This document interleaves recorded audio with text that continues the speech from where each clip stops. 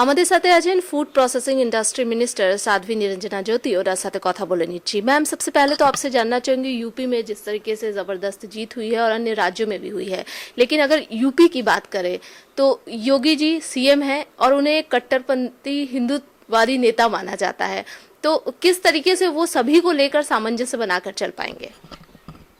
देखिए, मुझे लग रहा है कि जो उत्तर प्रदेश में जनता ने जनादेश दिया है, 2002 के बाद हम लोगों की वहाँ सरकार नहीं रही है।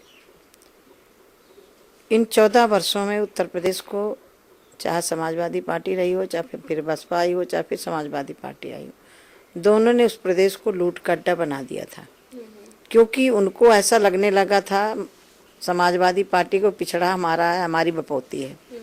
मायावती को लग रहा था कि दलित हमारा है, उस पर हमारी बपौती है। ये उत्तर प्रदेश की जनता ने जो जनादेश दिया है, इन दोनों पार्टियों को सबक है कि अब प्रदेश में जातिवाद का जहर घोल करके राजनीति नहीं की जा सकती।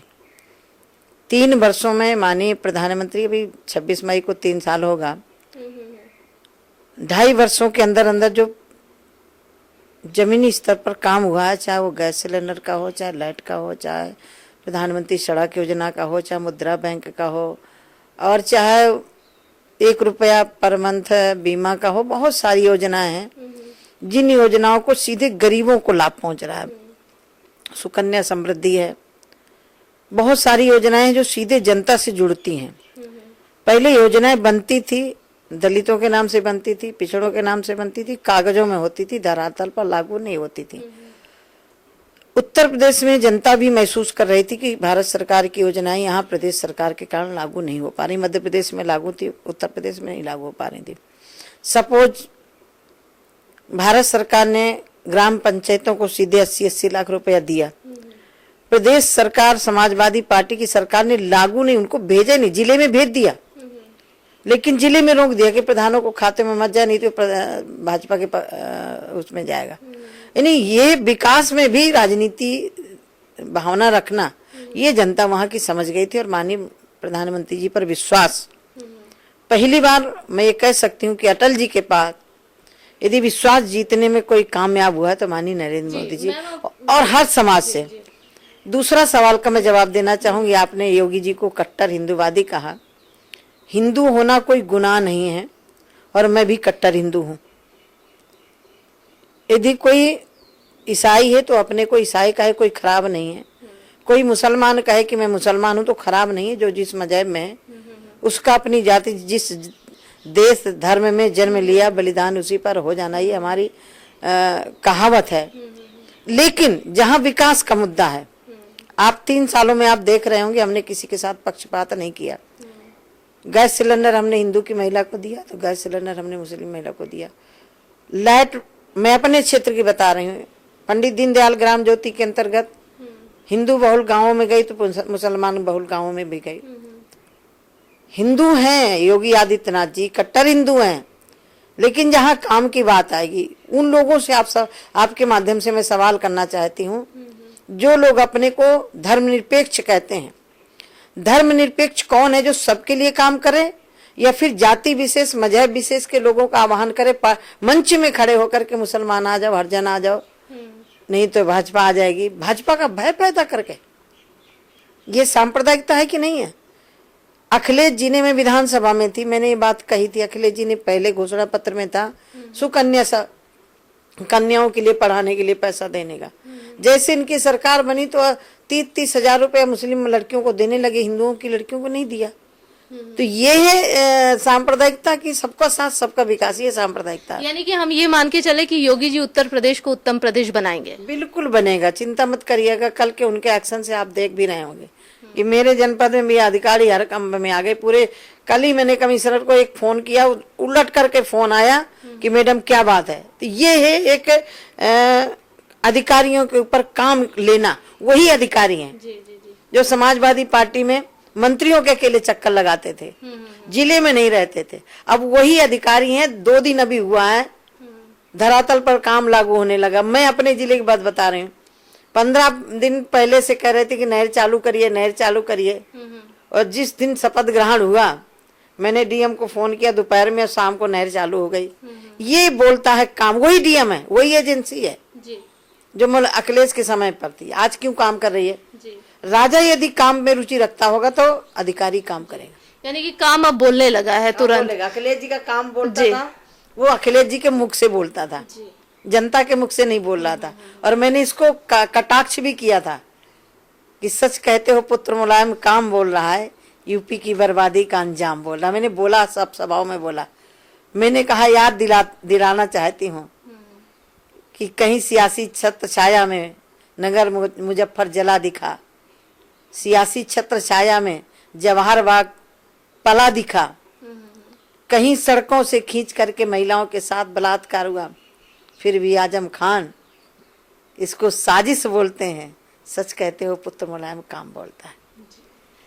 मैम, अब अगर राम मंदिर की बात करें तो राम मंदिर का मुद्दा काफी दिनों से लंबित है, लेकिन सुप्रीम कोर्ट ने एक अलग ही फैसला दिया है कि अब ये जो वार्ता है बाहर हो जाए, आपस में ये मामला सुलझ जाए। तो क्या लगता है आपको, इतने दिन से ये मामला उलझा हुआ है, अब बाहर इसका समाधान जो है वो निकल जाएगा?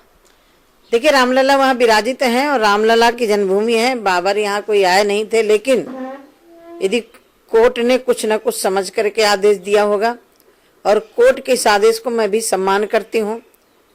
सर्वसम्मति से जो समाधान होता है वो स्थायी समाधान होता है, और मुझे विश्वास है माननीय नरेंद्र मोदी जी पर, राष्ट्रीय अध्यक्ष जी पर, और उस पक्ष से भी उम्मीद है कि देश के विकास के लिए, देश के सौहार्दपूर्ण वातावरण के लिए हम सबको मिलजुल करके कोई भी ज्वलंतशील मुद्दा है उसको समाधान करना चाहिए। तो मुझे उम्मीद है कि समाधान जरूर निकलेगा। जी मैम, अगर बात करें 4 राज्यों की तो जबरदस्त जीत बीजेपी ने हासिल की है। आगे क्या बीजेपी का टारगेट है? आगे ऐसे कौन से राज्य हैं जिनको अचीव करेगी बीजेपी? देखिए, नारा दिया था प्रधानमंत्री जी ने कांग्रेस मुक्त भारत, और हम लोगों ने उत्तर प्रदेश में दिया था सपा बसपा मुक्त उत्तर प्रदेश। हुआ। मणिपुर में हमारी कभी सरकार नहीं बनी, 2% 3% वोट आता था, वहाँ हम लोग सरकार बनाए हैं। उत्तराखंड में प्रचंड बहुत है। अब हमारा टारगेट है हिमाचल, गुजरात हमारी सरकार है, वहाँ भी हम सरकार बनाएंगे। टारगेट है कर्नाटक, वहाँ भी सरकार बनाएंगे। अब चिंता मत करिएगा, चाहे पहाड़ हो चाहे मैदान हो, क्योंकि पहली बार देश के लोगों को विश्वास जगा है कि कोई काम करने वाला व्यक्ति आया है। अब कल्पना करिए, राजा महाराजाओं के पुत्र कोख से पैदा होने वाला गरीब की पीड़ा को नहीं समझ सकता, किसान की पीड़ा को नहीं समझ सकता, जो प्लेटफार्म में खड़े होकर के चाय बेच करके परिवार, और उनकी माँ जो दूसरों के यहाँ काम करके बच्चों को पढ़ा करके, आज मैं गई थी उसको मिलने के लिए माननीय प्रधानमंत्री जी के माँ का, छोटा जितना बड़ा ये कमरा, इसमें आधा सा पार्टीशन था, उस तरफ डाइनिंग टेबल लगा था, इधर बैठने का था। तो वो जो गरीबी जिसने देखा है वो काम कर रहा है। ये विश्वास पूरे देश ने विश्वास पैदा हुआ है माननीय प्रधानमंत्री जी के प्रति कि ये काम करेंगे हमारे लिए। जी मैम, ये तो हो गई पॉलिटिक्स की बात। अगर आप बात करें आपकी मिनिस्ट्री की, फूड प्रोसेसिंग इंडस्ट्री की, तो उसको लेकर क्या कुछ इनिशिएटिव अभी फिलहाल आपकी गवर्नमेंट ले रही है? देखिए, मैं ये कह सकती हूँ कि 2014 के बाद जिस गति से हमारे मंत्रालय ने काम करना शुरू किया है, 16 मेगा फूड पार्क हैं, जो कांग्रेस के समय 2 अकेले, सिर्फ बाबा रामदेव जी का और एक और दूसरा। हमारे मंत्रालय ने बहुत तेजी से गति की है, और हमारा उद्देश्य कि हम 2019 तक 42 मेगा फूड पार्क देश के लिए देंगे। 100 कोल्ड चेन अभी इसी वर्ष अभी आवेदन आ चुके हैं, उन पर चल रहा है। पहली बार आवेदन करने वालों की संख्या बढ़ी है, 150-200 लोग आवेदन करने के लिए। अब लोगों की रुचि बनी, क्योंकि ये हमारा मंत्रालय कृषि और उद्योग के मध्य का है, बीच का है, उपभोक्ता के बीच का है। और इस मंत्रालय में अब लोगों की रुचि बढ़ी, क्योंकि हम सीधे डायरेक्ट नहीं लगाते हैं, सब्सिडी देते हैं। पहाड़ी क्षेत्रों में 75%, यदि कोल्ड चेन कोई लगाता है उसमें प्रोसेसिंग की व्यवस्था करता है तो हम 75% देते हैं। मैदानी क्षेत्र में यदि वो कोल्ड चेन अकेले करता है तो 35%, और प्रोसेसिंग की व्यवस्था करता है तो हम 50% सब्सिडी देते हैं। मानक में हमारे खाद्य प्रसंस्करण मंत्रालय में वेबसाइट में डाल दिया है, उसको देखें, खोल के देखें क्या क्या शर्तें हैं, वो आए, हम मानक में आएगा उसको देंगे।